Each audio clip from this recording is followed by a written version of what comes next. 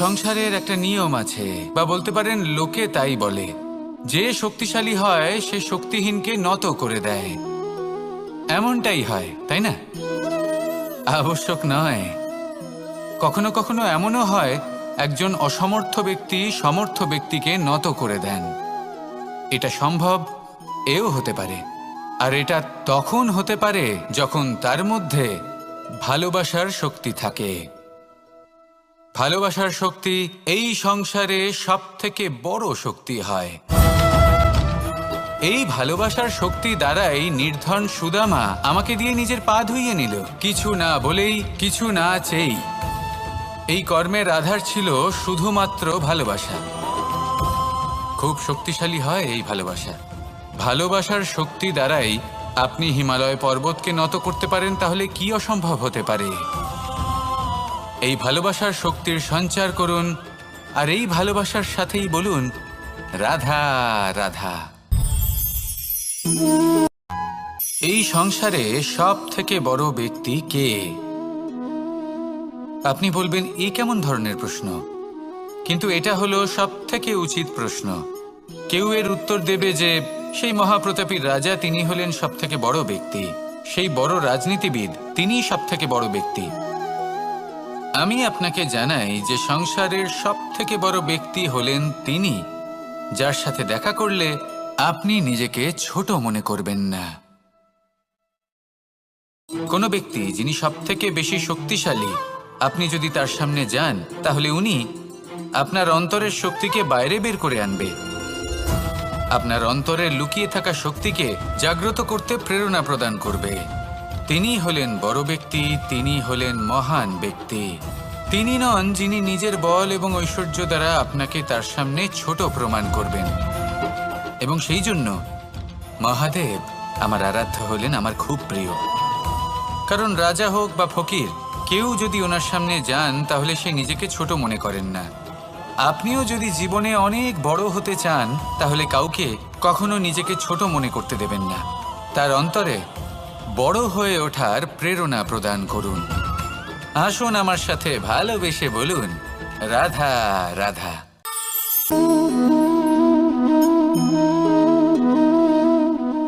জল এই সংসারের সমস্ত প্রধান তত্ত্বের মধ্যে একটি। এই জল যে কোনো জ্বালা দূর করে, আগুনকে নিভিয়ে দেওয়ার ক্ষমতা রাখে, অবিরল অবিচল ভাবে প্রবাহিত হতে পারে, একে কেউ বাধা দিতে পারে না। এর পথে বাধা সৃষ্টি করলে নিজের পথ নিজেই খুঁজে নেবে, বা সে নিজেই নিজের পথ বানিয়ে নেবে, কিন্তু কখনো থামবে না। এই জল হলো মহান, আর এর একটা মহান গুণ আছে, এর নিজস্ব কোনো রং নেই। কিন্তু যখন মেঘ থেকে বৃষ্টিরূপে পৃথিবীতে ঝরে পড়ে, তখন সমস্ত সংসারকে রঙিন করে তোলে। যেখানে খরা হয়েছে সেখানে শ্যামল করে তোলে, যে স্থান শ্যামল সেখানে ভিন্ন ভিন্ন প্রকারের পুষ্প ফুটিয়ে তোলে। এই জল, এই জলের মতন আমাদের হতে হবে। ওর যেমন কোনো রং নেই, আমাদেরও যেন কোনো অহংকার না থাকে।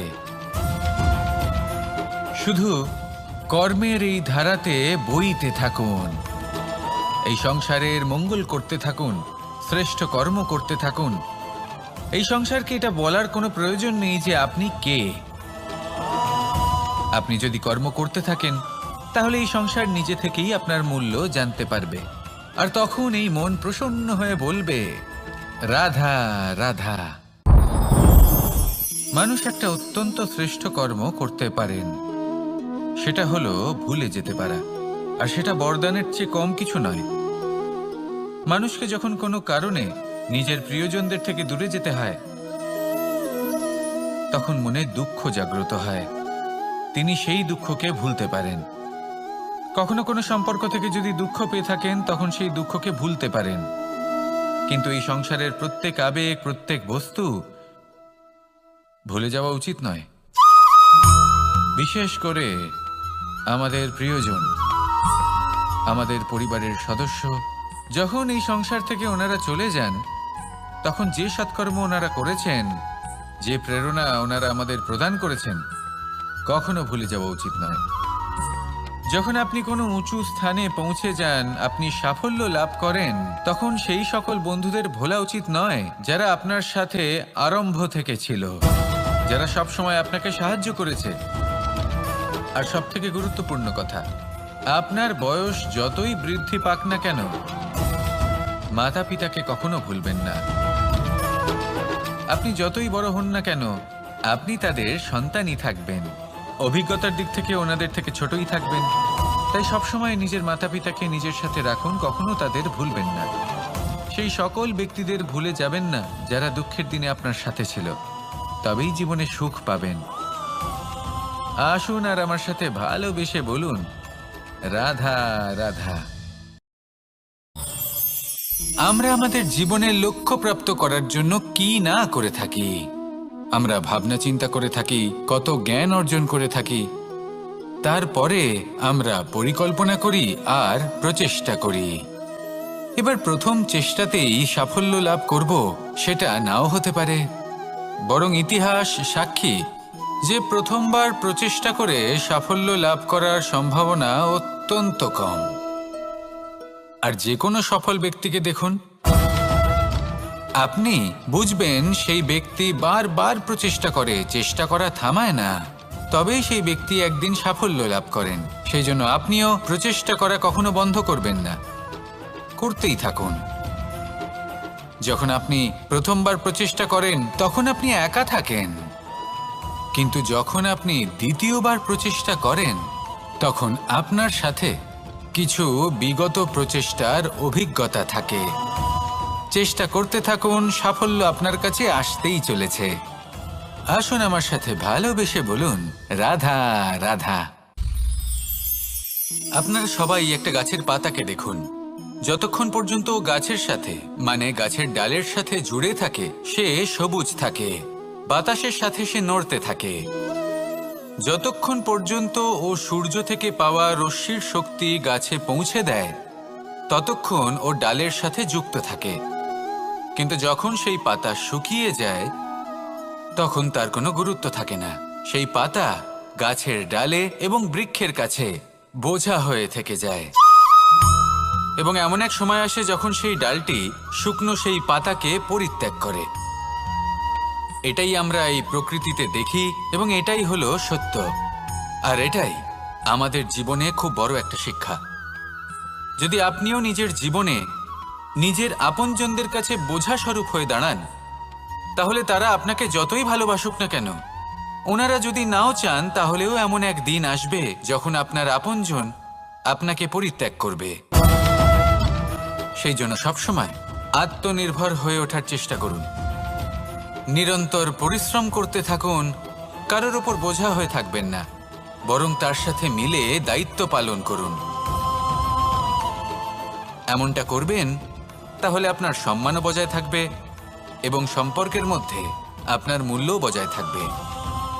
আসুন আর আমার সাথে ভালোবেসে বলুন, রাধা রাধা।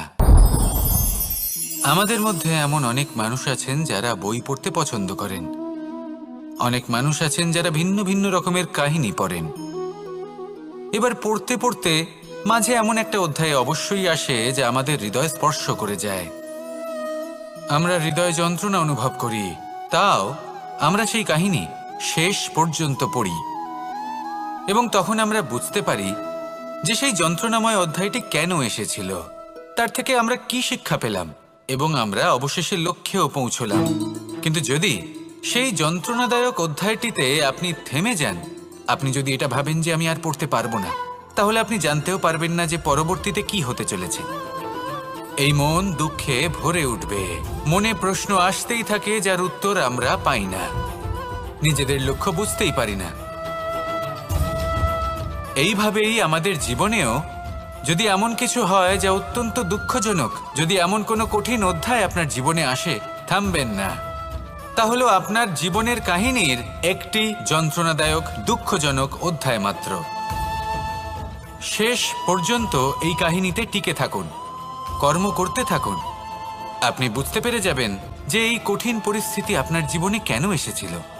আপনি শিক্ষাও লাভ করবেন এবং লক্ষ্যও লাভ করবেন। আসুন আমার সাথে ভালোবেসে বলুন, রাধা রাধা। মুক্তোর এই মালা দেখতে কত সুন্দর হয়, তাই না?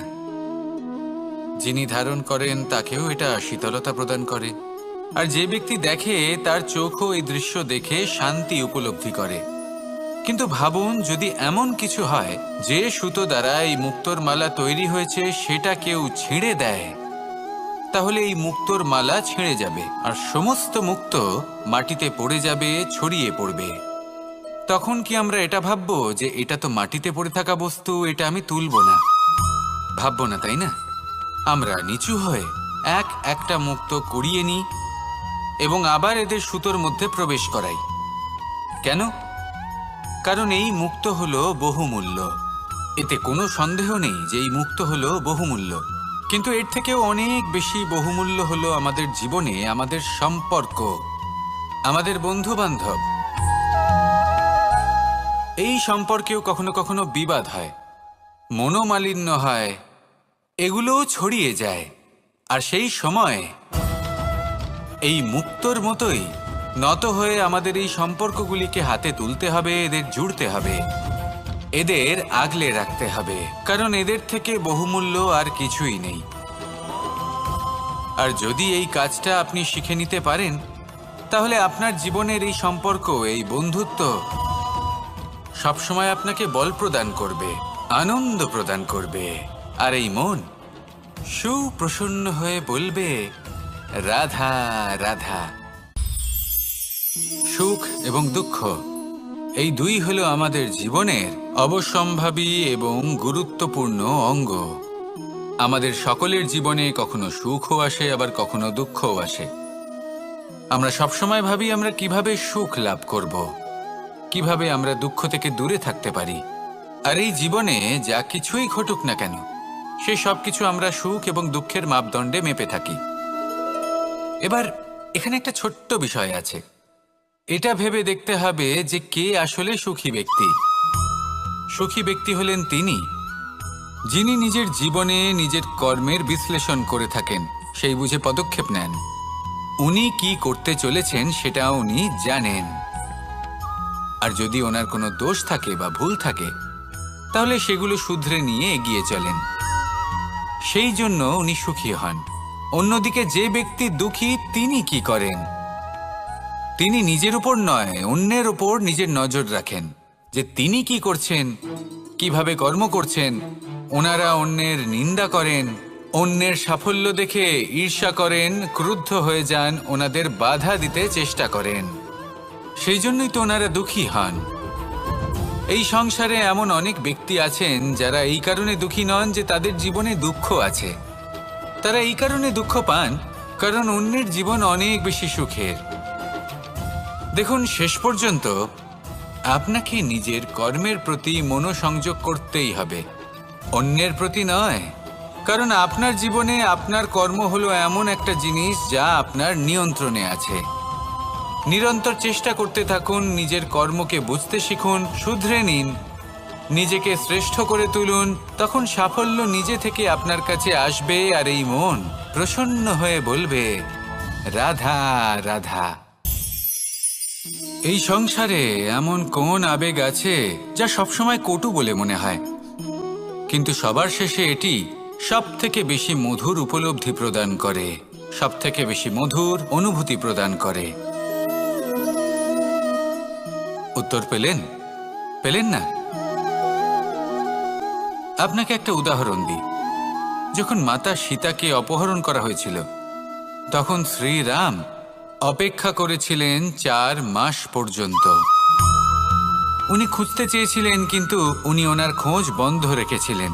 কল্পনা করে দেখুন ওনার কতটা যন্ত্রণা হয়েছিল।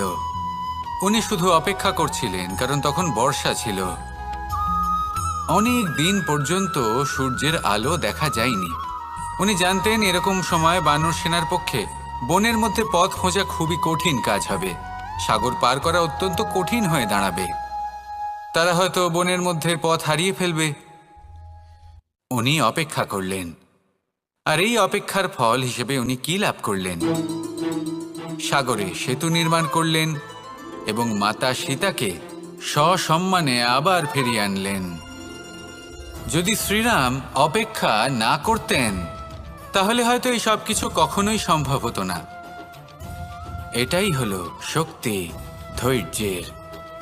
এটাই হলো আমাদের কাছে শিক্ষা। এই ধৈর্যই প্রত্যেকবার আমাদের অত্যন্ত কঠিন বলে মনে হয়। ধৈর্য ধরা অত্যন্ত কঠিন, কিন্তু অবশেষে এটাই সব থেকে শ্রেষ্ঠ ফল দান করে, সব থেকে মধুর উপলব্ধি, সব থেকে মধুর অনুভূতি প্রদান করে। তাই ধৈর্য ধরে থাকুন, সব কিছু শুভ হবে। আর তখন এই মন প্রফুল্ল হয়ে বলবে, রাধা রাধা। এই সংসারে সব থেকে ভয়ানক এবং গভীর অন্ধকার কোনটা? সেটা যখন মেঘ সূর্যকে ঢেকে দেয় এবং সংসার অন্ধকারাচ্ছন্ন হয়ে ওঠে, নাকি তখন যখন সূর্যাস্তের সময় ঘনিয়ে আসে, সূর্য ঢলে যায় এবং এই সংসারে অন্ধকার ছেয়ে যায়, নাকি সেই অমাবস্যার রাত্রি যখন চতুর্দিকে ঘন অন্ধকার থাকে এবং চন্দ্রমার প্রকাশ কোথাও থাকে না? না, এই সংসারে সব থেকে বেশি ভয়ানক অন্ধকার হলো মানসিকতার অন্ধকার। মানসিকতা খুব গভীর একটা বিষয়। এই মানসিকতাই সত্যের রূপ ধারণ করে এবং আমাদের এই মানসিকতা এবং বিবেকে একটা সূর্য থাকে। যদি আমরা এটা জীবন থেকে বের করে ফেলি তাহলে নিরাশা, হতাশা, অসফলতা এর এমন এক ঘন অন্ধকারে আমরা ফেসে যাব যে তার থেকে বাইরে বের হওয়া প্রায় অসম্ভব ব্যাপার হয়ে দাঁড়াবে। বড়ই কঠিন হয় সেই সময়। সেই জন্য ইতিবাচক মনোভাব থাকা খুব প্রয়োজনীয়। এটা ভাববেন না যে এটা আমার সাথে কেন হলো, এই সমস্যা কেন এলো, ওই ব্যক্তি আমার সাথে এটা কেন করলেন। এটা ভাবুন যে আমি জীবনে যে পরিস্থিতিতে দাঁড়িয়ে আছি তার থেকে আমি ঠিক কিভাবে বাইরে বেরোতে পারবো। যতই ঘন অন্ধকার থাকুক না কেন, খুব ছোট একটা প্রদীপের প্রকাশ আমাদের পথপ্রদর্শক হয়ে দাঁড়াতে পারে। আর আমাদের জীবনে এই ছোট্ট একটা প্রকাশ হলো আশা। এই আশার একটি কিরণ আমাদের অত্যন্ত গাঢ় অন্ধকারেও পথ দেখাতে পারে। তাই এই আশাকে সবসময় মনে প্রজ্বলিত করে রাখুন। গাঢ় থেকে গাঢ় অন্ধকারের সাথে, কঠিন থেকে কঠিনতর সমস্যার সাথে লড়াই করুন, সামনে এগিয়ে চলুন, আর আমার সাথে ভালোবেসে বলুন, রাধা রাধা। এই সংসারে যখনই কোনো সমস্যা আসে তখন আমরা আমাদের সব থেকে বড় সম্বলের কাছে আশ্রয় খুঁজি, তা হলো আমাদের বিশ্বাস। এবার প্রশ্ন হলো এটাই যে এই বিশ্বাস কার উপর করা যেতে পারে? পরিবারের ওপর, বন্ধুর ওপর, নাকি তাদের উপর বিশ্বাস করা উচিত যাদেরকে আমরা কখনো সঙ্গ দিয়েছি? দেখুন, এই সংসারে বিপদের সম্মুখীন হলে কে আপনাকে সাহায্য করবে সেটা নির্বাচন করা আপনার হাতে নেই। সেটা সেই সকল ব্যক্তির উপর নির্ভরশীল যে তারা আপনাকে সাহায্য করবে নাকি করবে না। অর্থাৎ যখনই কোনো বিপদ আসে সর্বপ্রথম তার সম্মুখীন আমাদের নিজেকেই হতে হয়, আর তার জন্য প্রস্তুত থাকা প্রয়োজনীয়। সেই শক্তি, সেই সাহস অর্জন করা প্রয়োজনীয়। দেখুন, যখনই অন্ধকার আসে তখন সবার আগে কে আপনাকে ত্যাগ করে চলে যায়? আপনার নিজেরই ছায়া। এই অন্ধকারের সম্মুখীন হতে হয় অন্তরের প্রদীপের দ্বারা, অন্তরের আত্মা দ্বারা। তবেই আপনি অন্ধকারের ওপর জয়লাভ করতে পারবেন। সেই জন্য যে বিপদই আসুক না কেন নিজেকে তার জন্য প্রস্তুত রাখা উচিত। সেই সাহস নিয়ে আসুন। এমন কোনো বিপদ নেই যা আপনাকে ভেঙে দিতে পারে। আসুন আমার সাথে ভালোবেসে বলুন, রাধা রাধা। একটি নৌকা বিশাল একটি সাগরে ভেসে চলে। কখনো যাত্রীদের বা কখনো বিশাল বস্তুকে নিজের সাথে বহন করে নিয়ে চলে, এক স্থান থেকে অন্য স্থানে পৌঁছে দেয়। এই নৌকা কখনো সাগরে আটকে পড়ে বা কখনো ডুবে যেতেও পারে, কিন্তু এই নৌকা তখন ডুবে যায় না যখন এর আশেপাশে অধিক মাত্রায় জল থাকে। এটা তখন ডুবে যায় যখন ও নিজের আশেপাশের থাকা জলকে নিজের ভেতরে প্রবেশ করতে দেয়। যখন আস্তে আস্তে এই জল প্রবেশ করতে থাকে নৌকা ভারী হতে থাকে আর আস্তে আস্তে ডুবে যায়। এটা আমাদের কাছে একটা শিক্ষা। হতেই পারে আমাদের এই সংসারে, আমাদের জীবনে আশেপাশে অনেক বেশি মাত্রায় নেতিবাচক শক্তি থাকবে, ঈর্ষা থাকবে, বিদ্বেষ, ঘৃণা বা ভয় থাকবে। কিন্তু মনের এই নৌকা শুধু তখনই ডুববে যখন আপনি এই নেতিবাচক শক্তিকে নিজের ভেতরে প্রবেশ করতে দেবেন। মনে রাখবেন, এই নেতিবাচক শক্তিকে কখনো নিজের মনে প্রবেশ করতে দেবেন না। প্রবেশ করলেও তাহলে যেন সে সেখানে কোনো স্থান না পায়। শুধু এই বিষয়টা খেয়াল রাখলে আপনার মনের এই নৌকা জীবনের এই সাগরে সব সময় ভেসে থাকবে, আর এই মন প্রসন্ন হয়ে বলবে, রাধা রাধা। সমাজ, আমরা এই সমাজে বাস করি আর বহুবার একটা গুরুত্বপূর্ণ কথা ভুলে যাই। এই সমাজ আমরা সকলে মিলে তৈরি করি। সমস্ত সময় কাটিয়ে দিই এইটা ভাবতে ভাবতে যে এই সমাজ কি ভাববে, আমার কি করা উচিত, আমার কি ভাবা উচিত, কি পড়া উচিত, কোনটা সঠিক কোনটা ভুল। যদি আমি এটা করি তাহলে কয়েকজনের এটা মনে হবে না তো যে আমি খারাপ, যখন আমি তা নই। মনে ভয় উৎপন্ন হয় সেই কয়েকজন মানুষের জন্য। তার কারণ হলো আমরা আমাদের মনের কথা শুনতে পাই না, না শুনতে পাই, না বলতে পারি, আর না করতে পারি। সেই কয়েকজন মানুষের ভয় আমরা খারাপের বিরোধিতা করা ছেড়ে দিই। কিন্তু কখনো নিজেকে জিজ্ঞেস করুন, শেষ পর্যন্ত কারা এই কয়েকজন মানুষ? এই সংসারে প্রতিটি মানুষেরই নিজের আলাদা আলাদা ব্যক্তিত্ব আছে, আলাদা দৃষ্টিভঙ্গি আছে। তাই যদি আপনি এটা ভাবেন যে আপনি সবাইকে খুশি করতে পারবেন, তাহলে আপনি ভীষণ বড় ভুল করছেন। জীবনে কর্ম তাই করুন যাতে আপনার অন্তরাত্মা সন্তুষ্ট হয়, আর অন্তরাত্মা সন্তুষ্ট তখনই হবে যখন আপনার কর্ম শুভ হবে। তাই নিজের মনের কথা শুনে এই সংসারে শুভ কর্ম করতে থাকুন, তবেই এই সংসারের কর্মে আপনি সার্থক হবেন। রাধা রাধা। মানুষের জীবনে সবসময় কিছু না কিছু ঘটে চলেছে। কখনো ভালো কিছু ঘটে, আবার কখনো দুর্ঘটনা ঘটে। এবার যখনই কোনো দুর্ঘটনা ঘটে, মানুষ ঈশ্বরের কাছে প্রার্থনা করে যে, হে ঈশ্বর, আমাকে রক্ষা করুন, এই বিপদ থেকে আমাকে উদ্ধার করুন। বা সে সেই সমস্ত দোষ চাপিয়ে দেয় নিজের প্রারব্ধ, নিজের ভাগ্যের ওপর।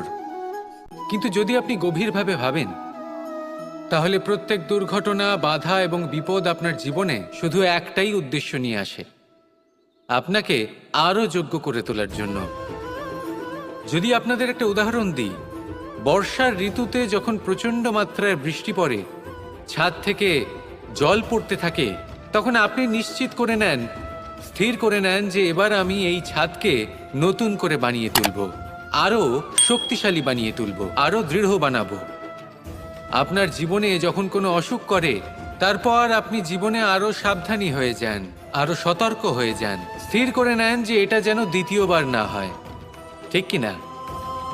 এই বিপদ, এই দুর্ঘটনা, এই সংকট, এগুলো জীবনে আসবে আপনাকে আরো শ্রেষ্ঠ করে তোলার জন্য। এবার এটা আপনার ওপর। আপনি একে ভাগ্যের পরিহাস বলে মনে করবেন, নাকি ঈশ্বরের সংকেত মনে করবেন, যিনি আপনাকে আরো শ্রেষ্ঠ করে তুলতে চান। সিদ্ধান্ত আপনারই। আসুন আর আমার সাথে ভালোবেসে বলুন, রাধা রাধা। এবার ধরুন আমাকে দ্বারকা থেকে হস্তিনাপুর যেতে হবে, আর পথে আমি প্রত্যেকটা এমন স্থানে দাঁড়াচ্ছি যেখানে আমার মন আপ্লুত করার মতো কোনো দৃশ্য দেখতে পাচ্ছি, বা কোনো ব্যক্তিকে দেখতে পাচ্ছি, বা কোনো প্রসঙ্গ দেখতে পাচ্ছি, বা কোনো নাটক দেখতে পাচ্ছি। তাহলে কি আমি কখনো হস্তিনাপুরে উচিত সময়ে পৌঁছতে পারবো? কখনোই নয়। মানুষকেও ঠিক এই কথাটাই মাথায় রাখতে হবে। মানুষ মনের মধ্যে একটা লক্ষ্য স্থির করেন, সেই পথে অগ্রসর হয়ে পড়েন। এবার সেই পথে এগোতে এগোতে অনেক মানুষজন, অনেক ঘটনা, অনেক সমস্যা চলে আসে, যার ফলে তার মন বিচলিত হয়ে পড়ে। যদি মন বিচলিত হয়ে যায়, তাহলে লক্ষ্যের প্রতি কিভাবে একাগ্রচিত্ত হবেন? সেই জন্য অত্যন্ত আবশ্যক যে আপনি সময়ের সদ্ব্যবহার করুন সেই পথে চলার জন্য। সেই পথে সামনে এগোতে থাকুন।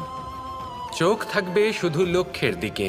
যখনই আপনি বুঝবেন যে আপনি লক্ষ্যভ্রষ্ট হচ্ছেন, আবার সেই পথে নিজেকে টেনে আনুন। ঠিক এইভাবেই এগোতে থাকুন, সাফল্যের শিখরে গিয়ে পৌঁছন, আর সেখানে গিয়ে আনন্দের সাথে উচ্চ স্বরে বলুন, রাধা রাধা। কোনো এক সময়ের ঘটনা এটা। মা এবং বাবা হাটে গিয়েছিলেন। তখন আমি আর দাদা গিয়েছিলাম গরু চড়াতে। আমরা বাড়ি ফিরে এলাম, আর মা সেই সময় একটা কাজ করতেন। যখনই হাটে যেতেন, দরজা তালা বন্ধ করে যেতেন। উনি খুব ভালো করে জানতেন যে যদি ওনার এই মাখন চোর সঠিক সময়ে পৌঁছে যায়, তাহলে এক ফোঁটাও মাখন আর অবশিষ্ট থাকবে না। এবার ঘটনা কিছুটা এরকম হলো যে মা আর বাবা মাঝে মাঝে হাটে যেতেন, তাই মাঝে মাঝেই দরজা তালা বন্ধ করতে হতো। যখন মা আর বাবা ফিরে এলেন, তখন বাবা ভুলে গিয়েছিলেন যে এই চাবির গোছা থেকে ঠিক কোন চাবিটা দরজার তালা খোলার জন্য উপযোগী। উনি চেষ্টা করতে শুরু করে দিলেন। একটার পর একটা চাবি দিয়ে উনি চেষ্টা করতে থাকলেন, কিন্তু সেই দরজার তালা তো খুলতেই চাইছিল না। ওনার মাথা থেকে ঘাম পড়তে শুরু করলো। তখন মা বললেন যে তালা ভেঙে দেওয়া যাক। মা চলে গেলেন, আর বাবা বললেন, না না দাঁড়াও, আর কিছু চাবি বাকি আছে, এটা হয়তো খুলতে পারবো। মা হাতুড়ি নিয়ে চলে এলেন সেই তালা ভাঙার জন্য, আর তখনই বাবা শেষ চাবিটা প্রয়োগ করলেন, আর দরজার তালা খুলে গেল। যদি উনি চেষ্টা না করতেন, তাহলে এই তালাটাও ভেঙে যেত আর চাবিটাও নষ্ট হয়ে যেত, ঠিক কিনা? এবার এই ঘটনাটা আমি দেখেছিলাম, আর আমার মনে হলো যে কখনো কখনো এই চাবির গোছার মধ্যে থেকে শেষ চাবিটাও কিন্তু জীবনের দরজা খুলে দিতে পারে। সেজন্য আপনি যদি জীবনে সাফল্য লাভ করতে চেষ্টা করেন, নিজের লক্ষ্যে পৌঁছতে চান, তাহলে হার মানবেন না। হয়তো দেখবেন আপনার পরবর্তী প্রচেষ্টা বা এই অন্তিম প্রচেষ্টা আপনাকে সাফল্যের পথে নিয়ে গেল। তাই নিরন্তর প্রচেষ্টা করতে থাকুন, জীবনে সাফল্য লাভ করুন, আর আমার সাথে ভালোবেসে বলুন, রাধা রাধা। মানুষ নানান ধরনের বাসনা পোষণ করেন। তাদের নানান ইচ্ছে থাকে, অভিলাষা থাকে, নানান কামনা করতে থাকেন, স্বপ্ন দেখেন, প্রার্থনা করেন যেন তা সফল হয়, নিজের সম্পন্নতা কামনা করেন, আর শেষে নিরাশ হয়ে যান কারণ এসব কিছুই পান না। আপনাকে একটা ছোট্ট উদাহরণ দিই। জঙ্গলের রাজা কাকে বলা হয়? সিংহকে। এবার যেহেতু সিংহ বনের রাজা, তাই হরিণ তো তার কাছে এসে এটা বলতে পারে না যে আপনি হলেন বনের রাজা, তাই আপনি আমাকে মেরে ফেলুন, আমাকে খেয়ে ফেলুন আর নিজের ক্ষুধা নিবারণ করুন। এমন তো হয় না। সিংহ যতই বনের রাজা হোক, তাকেও পরিশ্রম অবশ্যই করতে হয়, তবেই তার ক্ষুধার নিবারণ হয়। সেইভাবেই আপনার সমস্ত স্বপ্ন, আপনার সমস্ত ইচ্ছে, আপনার সমস্ত অভিলাষা, সমস্ত আকাঙ্ক্ষা পূরণ হবেই, অবশ্যই হবে, পরিশ্রমের দ্বারা। শুধু ভাবলেই হবে না। তাহলে আপনিও জীবনে পরিশ্রম করুন, নিজের সমস্ত স্বপ্ন পূরণ করুন, আর আমার সাথে ভালোবেসে বলুন, রাধা রাধা। ভগবান আর ভক্ত যখন এক আকার হয়ে যায়, যখন ভক্ত তার ভগবানের প্রতি এবং নিজের জীবনের উদ্দেশ্যের প্রতি সম্পূর্ণরূপে সমর্পিত হয়, তখন জন্ম নেয় ভক্তি। এই সংসারের সমস্ত আশা হয়তো আপনার সঙ্গ ত্যাগ করে দিতে পারে, তখনও ভক্তি সাথে থাকবে। ভক্ত আর ভগবান যখন এক আকার হয়ে যায়, তাদের মধ্যে কোনো পার্থক্য থাকে না। তারা এক হয়ে যায়, এক ব্যক্তিত্ব, এক অস্তিত্ব। সেই জন্য কখনো জীবনে যে কোনো রূপেই, যে কোনো প্রকারেই, যে কোনো ঈশ্বরকে মান্য করুন। মনের মধ্যে শ্রদ্ধা ভাব জাগ্রত করুন, মনে ভক্তি ভাব জাগ্রত করুন। এই সমগ্র সংসারে সব কিছু আপনাকে ছেড়ে চলে গেলেও তখনও এই ভক্তি শুধুমাত্র আপনার উত্থান ঘটাবে। তাই মনে ভক্তি জাগ্রত করুন, আর আমার সাথে ভালোবেসে বলুন, রাধা রাধা। কর্ম, কর্ম সর্বদাই শান্ত মনে করুন, ভিতের সেই ইটের মতো করুন যে শান্তভাবে 7 হাত গভীরে অবস্থান করে। সবার চোখ যায় শিখরের সেই পতাকার দিকে, কিন্তু শিখরে থাকা সেই পতাকা প্রতীক হলো ভিতের মধ্যে থাকা সেই ইটের শক্তির, যে শান্ত মনে নিজের কাজ করে গেছে। তাই এইভাবেই নিজের কর্ম করুন শান্ত মনে, সন্তোষ ভাব নিয়ে। কলরব যা করার তা আপনার সাফল্যকে করতে দিন, কারণ যখন সাফল্যের এই জয় জয়কার চারিদিকে ছড়িয়ে পড়ে, তখন কর্মের এই মৌনতা আরও শক্তিশালী হয়ে ওঠে। তাহলে আসুন আমার সাথে ভালোবেসে বলুন, রাধা রাধা। মানুষ জীবনে সবসময় সুখ পেতে চান, কিন্তু এই সুখ এটা আসলে কি? এই সুখের আসল রূপ কি? আমি বলি, সুখের আসলে দুটি রূপ হয়, বাহ্যিক সুখ, আত্মিক সুখ। আর এটা ঠিক তেমনই হয় যেরকম আমাদের শরীরের সাথে জড়িত ছায়া আর আমাদের শরীরের মধ্যে বসবাসকারী আত্মার। যদি ছায়ার কথা ভেবে দেখেন তাহলে বুঝতে পারবেন, আমাদের শোবার সময় ভোরবেলা এই ছায়া অনেক বড় হয়ে যায়। যখন এই সূর্য মাথার ওপরে চলে আসে, তার তাপ বেড়ে যায়, তখন এই ছায়া ছোট হয়ে যায়। আর যেই অন্ধকার নেমে আসে, এই ছায়া আপনার সঙ্গ ত্যাগ করে। এরকমই হয় বাহ্যিক সুখ। আর এবার কথা বলি আমাদের শরীরের মধ্যে বসবাসকারী এই আত্মা। এই আত্মা কখনো আমাদের সঙ্গ ত্যাগ করে না, সব সময় আমাদের সাথে জড়িয়ে থাকে। এরকমই হয় আত্মিক সুখ, যা সব সময় আমাদের সাথে থাকে।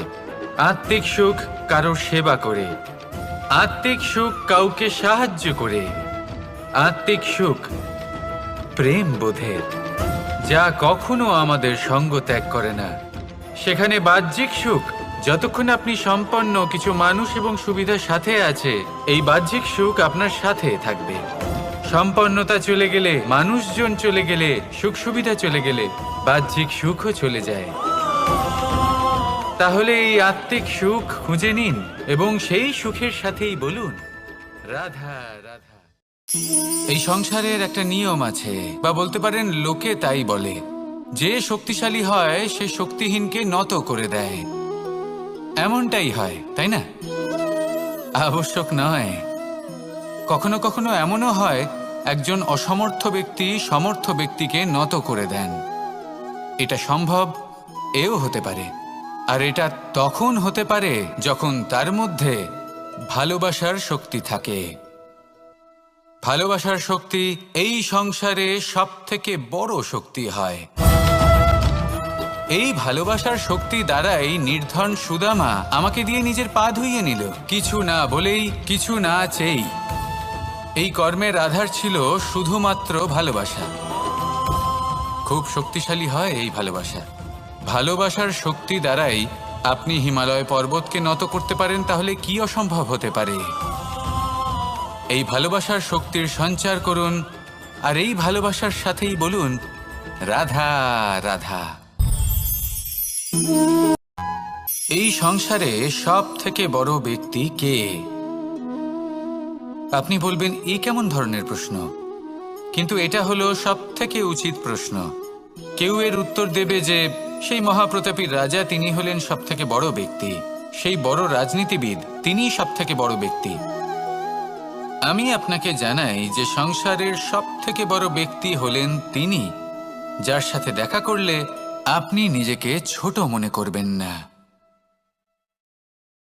কোনো ব্যক্তি যিনি সব থেকে বেশি শক্তিশালী, আপনি যদি তার সামনে যান, তাহলে উনি আপনার অন্তরের শক্তিকে বাইরে বের করে আনবে, আপনার অন্তরের লুকিয়ে থাকা শক্তিকে জাগ্রত করতে প্রেরণা প্রদান করবে। তিনি হলেন বড় ব্যক্তি, তিনি হলেন মহান ব্যক্তি। তিনি নন যিনি নিজের বল এবং ঐশ্বর্য দ্বারা আপনাকে তার সামনে ছোট প্রমাণ করবেন। এবং সেই জন্য মহাদেব আমার আরাধ্য হলেন আমার খুব প্রিয়। কারণ রাজা হোক বা ফকির, কেউ যদি ওনার সামনে যান তাহলে সে নিজেকে ছোট মনে করেন না। আপনিও যদি জীবনে অনেক বড় হতে চান, তাহলে কাউকে কখনো নিজেকে ছোট মনে করতে দেবেন না। তার অন্তরে বড় হয়ে ওঠার প্রেরণা প্রদান করুন। আসুন আমার সাথে ভালোবেসে বলুন, রাধা রাধা।